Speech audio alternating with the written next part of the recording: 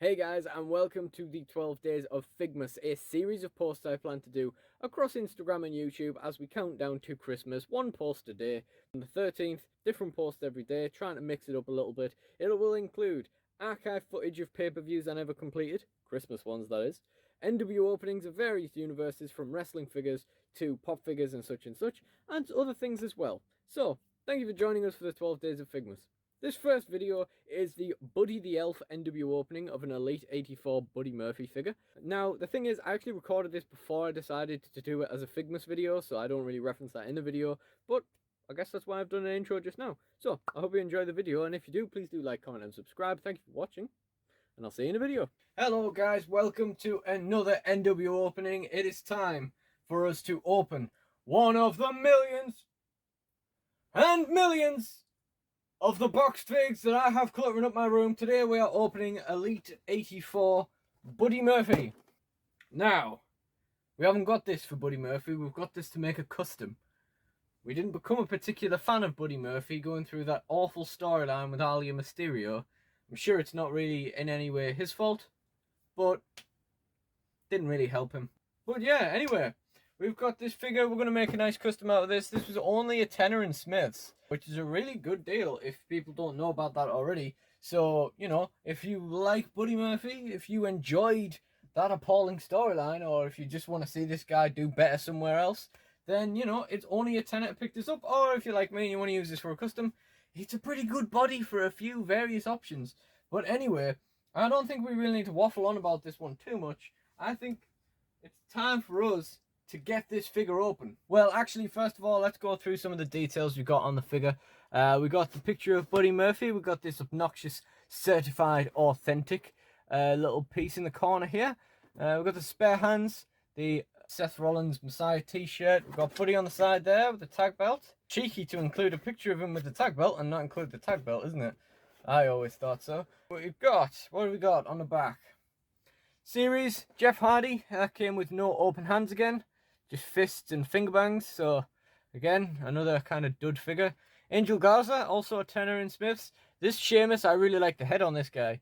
Rhea Ripley, very cheap in Smith's as well. And Roman Reigns, who really cares? We got the details on the back. Well, apart from the fact that it just says Murphy instead of Buddy Murphy, which is, I guess, technically correct for a WWE call-up to lose one of the names, usually the first one.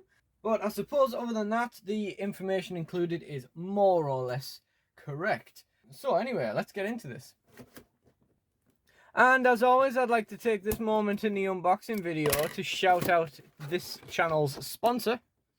But unfortunately, we don't have one yet. Okay, so we got Buddy there. We got the card backing. We'll cover the Disaster Dome up with that. And let's take a look at him. First thing that's interesting is that he doesn't have any elbow pads, but he does have a kind of drawn on one. I don't know if that's meant to be like a sleeve or something. I don't really know the guy all that well, you know. Let's try and get this guy out as delicately as possible so we can preserve those joints for this custom we want to make. Alright, so here we go. Here he is. So we got the head, of course, which I don't particularly care for. I don't think it's a bad head in any way. I just think the expression is kind of like off. I don't know, really. It kind of looks like he's like ruffling up his top lip or something. I don't know. Of course, the head.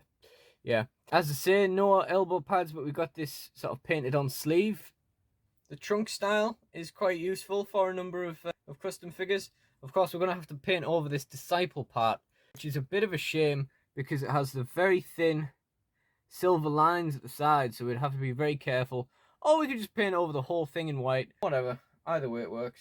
We've got a slight gap there in the top leg joint, which hopefully isn't going to be a problem. Now, as for accessories, we're not all that interested in them, but let's take a look at them anyway. In this instance, these are just spare hands for other people, I guess. So for spare hands, we've got the pointing fingers. So he can, you know, have a good route around in his nose. And other than that, we just have the Seth Rollins Messiah t-shirt. Could stick this on someone in the crowd, I guess. Otherwise, not an awful lot of use for that. But, yeah, okay, so let's get into the joints, shall we? So, first of all, was that a mark on the side of his head? Yeah, that's not great, is it? But the head doesn't matter. In fact, I'm not even going to check the head joint because it doesn't matter. That shoulder's fine. That arm could be better. It's a little bit loose. That elbow, same again, could be better. And the wrist isn't too bad. That shoulder's nice and stiff. That arm is definitely the better of the two arms. Ab joint is fine, and the waist is fine. We've got the legs. He knows how to use them. Yep, I think that's going to be all good in the hood there. Got the other leg. Yep, more or less. Yep, I think that is more or less fine. Okay, cool. A little bit of damage to the paint on the back there. We've got just at the top of his thigh and at the top of the belt there. That's a bit of a shame, but again, we might just end up painting over some of the details on this figure, so it doesn't really matter all that much. But yeah, stay tuned to see what custom we make with this figure. Thank you for watching this video, and goodbye.